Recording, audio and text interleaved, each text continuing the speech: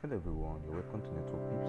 Today we'll be looking at VLSM, which stands for Variable Length, Subnet Mask, and also Summarization, and the use cases of these two. So having said that, let's dive right into our very first topic. So all this while, we have been breaking down large networks into equal parts. For example, if we borrow 1 bit, you're going to find out that we're going to divide our network into two equal parts, and to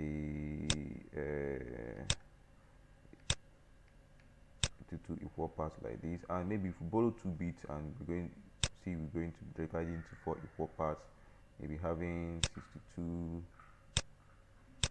valid hosts, 62 valid hosts, 62 valid hosts on each block. But this may not always be the case. There will be times that we need to break down large networks into unequal parts. So it's good to it's safe to say that VLSM is breaking down a large network into unequal parts. So one of the reasons is to tighten up our security on our network, and also to reduce administrative overhead on that network. Also to increase performance also as well. So looking at our requirements here, we are asked to design a network. The network, we are going to have business developers, which has 60 computers, and another unit which is corporate computers, corporate comms, which have 100 computers, and also IT ops, which has 22 computers. Using this network that we are giving here. Now, with what we know before, with what we know now, it's not going to work, because if you look at, we have three departments, which means we are going to break down large networks into three. Can we break network into three? No. But we can break it into four. Okay, fine. Let's borrow 2 bits and do that. Breaking into four, you see that each and every one of these blocks is going to contain 62 valid hosts, and the 62 valid hosts, is it going to contain business developers? Yes. Is it going to contain IT ops? Yes. Is it going to contain corporate comms? No. And also you can see another block of IP address is also wasting. Nobody is using it. So one of the reasons also we use variable length subnet mask is to also to reduce the way to manage IP address, not to waste IP addresses. That's one of the reasons why we use variable length subnet mask. So this, with what we know now, it's not going to work. So I'm going to show you how we are going to achieve this now. So to achieve this our requirement, we are going to look at the highest requirement. Our highest requirement is our corporate comms, which has 100 computers. 100 computers, and there are 100 computers. We are going to look at, if I borrow 1 bit, what will be my block size? The block size, the place value is going to be like 128. If I minus 2 from them, that is my network ID, and my broadcast ID from it is going to give me 126. So my 100 computers is going to still accommodate my 100 computers. So I'm going to use that. But you know that my very first network will always be that network has to break down. So it's going to be 192.168.1.0. Then also, to find the broadcast ID of this corporate comms network, you already know we need to find the next network ID. So we're just going to append that 128 on the octet which we borrowed, on the host octet which we borrowed the bit, which is going to be this octet, this very octet here. So if we append 128 there, is going to give me the next network ID, which is going to be 128. Now 128, I minus it by 1 to get my broadcast ID of the corporate comms. Now to find the next network to look at the next requirement, which is going to be my next requirement is going to be which one has the highest requirement again, bus dev, which is 60. So looking at 60, how many bits am I going to borrow that will accommodate 60 and not to waste IP addresses? Of course, if I borrow one bit, it's going to accommodate 60 computers, but I'm wasting the remaining other IP addresses in it. So I'm going to go with 2-bit borrowing to accommodate 60 computers safely and not to waste the IP address. So if I'm going with 60 minusing 2 net IP address that we're not using, the network ID and broadcast ID is going to give me 62 valid hosts. So I'm going to use that net. I already have that found that network already, which is this 128 that I found already. So I'm going to name it bus dev, but I don't know his broadcast ID. So to find the broadcast ID, I need to find the network ID of the next network. I'm going to append 64 to 128, which is going to give me 192. It's going to give me 192, and I minus 1 to get the broadcast ID of the bus dev. So the last network requirement is the 22 computers for the IT ops. So the IT ops, looking at this, their requirement is 22. If I borrow 1 bit, it's going to accommodate them, but it's too much. It's wasting of IP addresses. Borrow 2 bits is going to accommodate them. It's too much. It's wasting of IP addresses. If I borrow 3 bits, it's going to accommodate them very well, but and still remain some few addresses. I can't borrow 4 because 4 cannot accommodate them, so I'm going to go with that 3-bit borrowing. So 32 will be my block size minus 2 is going to give me 30 valid hosts there. So to find the broadcast ID, I need to append that 30 to find the next network ID.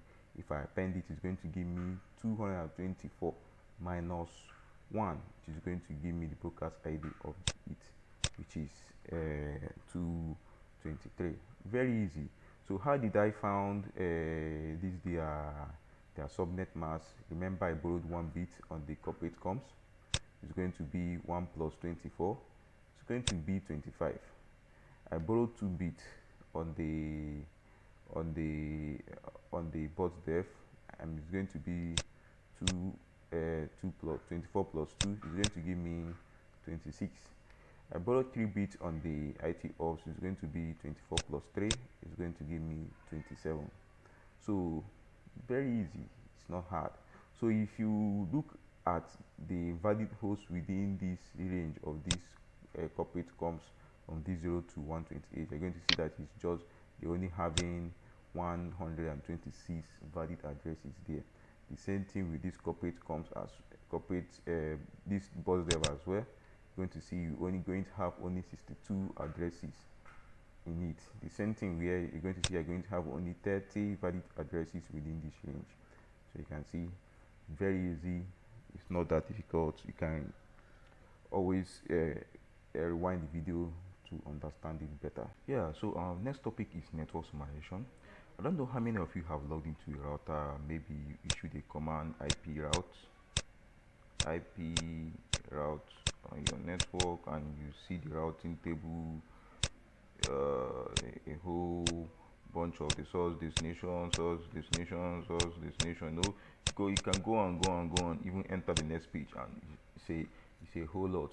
And if you are troubleshooting a network and you do issue this kind of command and you see this kind of table, first of all, you are going to be discouraged. Like you're going to be down. First of all, you don't even know where to start. Like seriously. So network summarization helps us to reduce this administrative overhead by consolidating these different sub networks into one. It also helps us to increase the network performance. Let me take for instance like this. Let's say this router here is having these 3 sub networks, and it's advertising it to his neighbor. Maybe his neighbor is learning these networks that this guy is advertising to hit. Maybe via OSPF or ERGRP or BGP or so. So do you think that this guy over here, this poor router over here, cares about each and every one of these networks? No, he doesn't care. So imagine if one of these network goes down, this guy is going to tell him that this network is down. No? This guy will start running helter-skelter, looking for the best route again to get to that network. Maybe eventually he is not going to find, and he will wait again. The network maybe will come up. He will tell him again, this network is up. He will start running again. To determine the next. You understand? First of all, this will be impact on the CPU of this router. It's going to impact on his CPU. You can see, which is going to, in other way, now impact on your network performance, because if the processing power of this thing is now low, your network is going to be slow, because if you send your packet and it gets to this guy before it now process it, is going to slow down before it now process it and send it down to you.